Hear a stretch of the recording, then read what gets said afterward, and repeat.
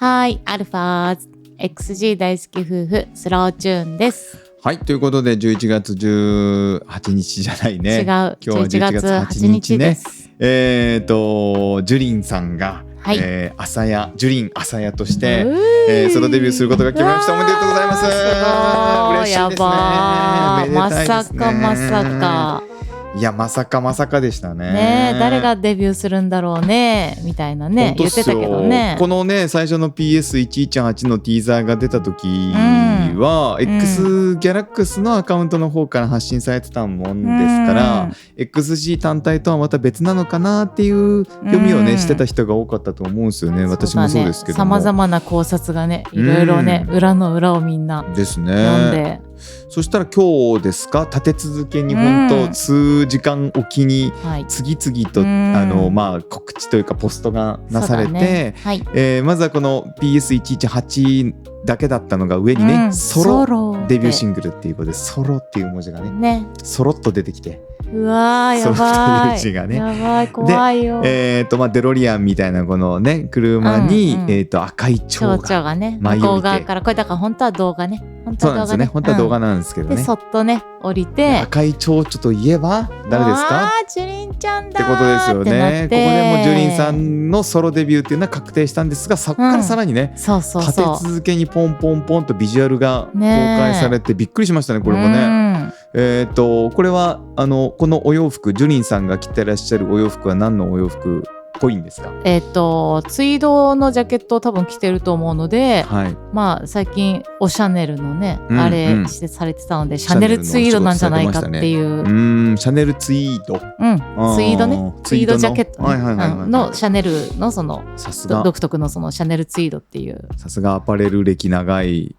うちの妻ですね。すぐシャネルツイードだと分かったと。大体わかるんじゃないかな。私はちょっとユニクロには売ってなかったもので、ユニクロには売ってないですね、存じ上げてないんですが、ただシャネルでお仕事はもちろんね個人でされてましたし、シャネルのツイード着てラップすんのかっていうのもまたかっこいいですね。そうね。でこれがなんかこのちょっと袖から出てるシャツとかもおしゃれで、なんか貴婦人が一人でカフェでなんか待ってるみたいなね、最初はね待ってるのかな。しかもなんかこの感じだとちょっと切ない雰囲気なのかなと思いきや、めっちゃ赤いジャージ着たね、なんかイケイケの人が来たぞ、それがイケイケだったぞ、かっこよとか思ったら、ここで初めてちゃんとジュリンちゃんっていう鼻の横の形とかね、そうですね、ここでやっと顔がちゃんと確実にジュリンちゃんだなっていうのが分かったっていう。一枚目の写真だけだと本当にジュリンさんかなってね、黒髪だし雰囲気違うなとかありましたけど、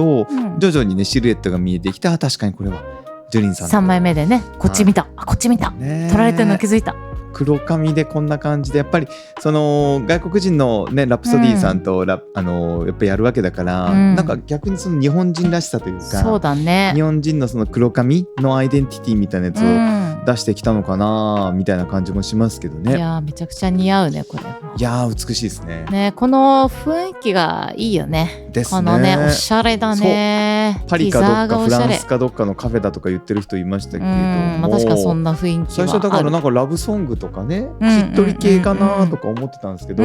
ただラプソディさんもゴリゴリの本当ラッパーなんで、多分そういう甘い曲じゃないと思うんですよね。どうなんだろうね。なんかあれだよね。ラプソディさんがゴリゴリがってことか。そうですね。彼女はもうバリバリのラッパーですし、ジュリンさんもやっぱ歌というよりはラップで XG の中でも貢献してるんで、サウンドとしては多分バリバリの本当ラップ曲なんじゃないかなと思うんですよね。それが公式のサイトの方にもいくつかちょっとこう声明が出てましたね。ツイッター、X かとか、インスタの方にはここまでは書いてなかったんですけども、これは公式です。公式ですね。XG の公式ホームページの方を見ると、ちゃんとやっぱりその、ジュリンの芯の強さが刻まれていると、彗星のように鋭いラップと、宇宙の震源を照らす揺らすビートが重なりみたいなことを言ってるんで、やっぱラップっぽいですよね。ゴリゴリのラップの楽曲っぽいんですよね。なのでそこは音楽の方向性というかね、ジャンルの方向性みたいなやつは、そういう感じなのかと思いましたし、あともう一つのビジュアルですよね。これか、これ見るともうはい、かましたるぜっていう感じがね、そうだね、しますね。あとオールドスクールヒップホップとも書いてあったね。あ、本当ですか。オールドスクールヒップホップをルーツにみたいなの書いてなかった？ベースにって書いてたよ。あ、それ今回の曲がってことですか。ルーツを受け継ぐトラックの上でってほら書いてあるじゃん。トラックもじゃあオールドスクールなんだね。あ、本当っすね。なんかちょっとその懐かしい感じの感じはあるんじゃない？はい、我々世代にはもうオールドスクール、だからゴリゴリだゴリゴリなのかは分かんないけど、まあなんかそのクラシック、そうですね、感じか、なんかすごく分かりやすくていい、ね、そうですね、ザ・ラップっていう感じで、ザ・ヒップホップっていう感じでやってくれるのかなって気がしますけどね。まあ、やっぱり XG 本体が結構ね、エクストラオーディナリーなジャンルでやってるので、ソロはかえってそのオーセンティックな雰囲気になるのかなっていう気がしますけどね。このルックスとかも奇抜さがあんまりないじゃないですか。コンセプトフォトにも合うね。ですね。なので、はい、逆にソロの方があんまり遊んでないというか、伝統的なトライバルな感じなのかなって気がします。だってベルボトムだしね。ですね。このザラザラの、昔の日本のさ、そうですね。こういう感じのさ、そう GS とか60年代とかね、サイケデリックムーブメントとかの感じありますね。そういう感じはありそうだね。このメルセデスのボンネット入っててまたかっこいいですけどね。かっこいい、めちゃくちゃこんなに足を広げて立つんだね。足広げてますね。足広げるね。かっこいいね。踏み込み方が本当ですね。かっこいいね。でラプソディさんがね、まあショート動画の方でも出そうと思ってますけども、ケンドリック・ラマーとか、ジェイ・コールとか、アンダーソン・パークとか、もうバリバリの本当もう第一線級のヒップホップアーティストと、コラボしてる方ですし、それこそグラミーとか、そういったところにもノミネートされたりしてる人なので、やっぱりその XG の目標である、そのビルボードトップ10でしたっけ、とか、そのアメリカのスーパーボウルに出るとか、まあ、そういう夢の本当着実なステップだと思うんですよね。もうなんか本当見えてきたなって気がしますけどね、その辺が。すごいね、なんかね。すごいですね。本気ですね、やっぱりね、XG は。なぜこのタイミングだったんだろうね。その辺のその謎みたいなやつっていうのがやっぱり今回生まれてきたので、そこもちょっと今回話したいなとか思うんですけども、まあそれはそうだよね。まず、まあ私の中では3つあってですね、1つ目がじゃあ他のメンバーどうすんだっていう問題ですね。ジュリンさんだけなのか、それとも他の6人もソロデビューしていくのか、あとはフルアルバムに今回のそのソロアルバムじゃないソロ曲が、収録されるのか、例えば7人分のソロ曲が入っちゃったら、まあ、10曲あっても7曲ソロだったら、ちょっとそれ XG フルアルバムっていうのもどうかなっていうのありません？まあでも20曲ぐらいあるかもしれないよね。まあそうですね、それは分かんないですね。っていうのが2つ目、あと3つ目がもともとその PS118 のティーザーが出た時に言ってましたけれども、その練習生とか、出るんじゃないか、デビューするんじゃないかって話もあったじゃないですか。あとはその今やってるヒポパですね。ヒップポッププリンセスね。それヒポプリね。ヒポプリのニコさんが、X ギャラックスじゃないかとか言われたりとかしてますけれども、あれめちゃくちゃかっこいいね。見てるけど、まあそれはそれでまたちょっと一本ね、取りたいとこですけども、まあその話とかもあったので、まあ3つですよね、私の疑問はね。はい、まず他のメンバーどう思いますかっていうね、他のメンバーもソロになっていくのか。私の意見としては、まあもともとね、前回のワールドツアーでも、メンバー一人一人のソロのパートがあったわけじゃないですか。でもう皆さんも100も承知だと思いますけども、 XG って7人が7人本当もうそれぞれの分野のプロというか、もう劣ってる人なんか一人もいないんで、まあ、全員全然ソロでもやれるだろうなって気はするんですよね。どう思われます？いやこれさ、もともとさ、この PS118 っていうのがさ、私は11月8日にこういう中身を公開して、1月18日にもし出すとして、1月18日ね、PS118、119とかさ、なんかどんどんさ、そして1月18日にジュリンちゃん出すでしょ、はい、で例えば23日にアルバムが発売されるとして、はい、18、19、20、21、22ハービーみたいな23みたいな感じで1日ずつ出してって、で、はい、全員のソロ曲が、はい、アルバムの中に入るとしたら、はい、すごくないって思ったけど、18、19、20、21、22、23だと6人分しかいないので、足りないので、じゃあこれはダメかと。でもそのアルバムの中にもしかして今からもう矢継ぎ早にどんどんアルバム出るまでに全員のソロ入れ込んで、はい、で、外国のさ洋楽のアルバムってさめちゃくちゃ曲数多かったりするじゃん。ね、信じられないぐらいフルアルバムで詰め込むじゃん。デモが入ってたりとか別バージョン入ってたりとかいっぱいありますからね。だからもしかしてメンバーでの、はい、全員での曲が、はい、例えば、8曲とかあって、はい、メンバーの曲が7曲とかあったら、もうそれだけで15曲とかなるから、はい、それでも全然いいけどねって思ったけど、そう、まあでもこんなにデビューがこんなに重なったら大変なことになるもんね。忙しいっすよね。アルバムの曲がまあ何曲新曲があるのか分かりませんけれども、そっちのねダンスだなんだ振り付けだなんだやってて、かつソロでやっぱソロはソロでやっぱりみんな7人分のコンセプトが多分あるでしょうから、そっちもやってだったらもうめちゃくちゃ忙しいですよね。そうだね。ただそのツアーとかで回るときにさ、はい、ジュリンだけ自分の曲でみんなとか他は学園天国気まずーって、そう学園天国、まあ、好きだけどよくめっちゃいいけどさハービーちゃん可愛いですけどめっちゃいいけどね、めちゃめちゃいいんだけどレディー・ガガだったりとかさ、そうそうだからこう急ぎで合わせに来るんじゃないのかなとかってちょっと思ったりしたけど、どうなんだろうね。まあでもそのフルアルバムをこんだけ押してってアルバムの邪魔になることはしないですけども、アルバムを盛り上げることはやると思うので、そういう意味ではね、とりあえず配信でまあ7人分配信だけして、でも配信はしたけどアルバムに入ってませんはちょっとなんかね、やっぱねがっかりですよね。いや入れてくれよ。ボーナスディスクみたいなやつでね、昔だったらもう1枚予約特典でメンバーのソロ曲入ってますとかね、まあそういうのもあったかもしれないですけど、2枚